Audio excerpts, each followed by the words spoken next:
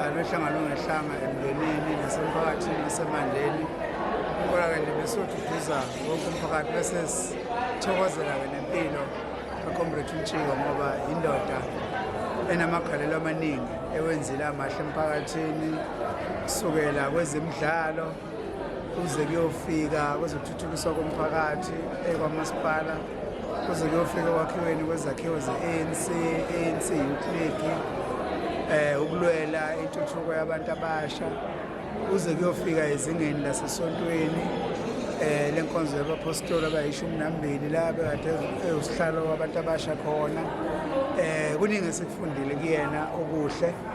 nesicabanga ukuthi baningi futhi nabangafunda kuyena okuhle nanokuthi ukuba khona kwabantu abaningi kangaka kukhombisa ukuthi ubethinta imiphefumulo yabantu abaningi esinethemba elikhulu ukuthi nezingane zakhe nomndeni wakhe uyokwazi ukuhlonipha igama lakhe ulumele kahle nathi siwumphakathi wangakubo singomakhelwane siyokwazi ukuthi sikhuluma ngegama lakhe sikhulume ngokuhle kodwa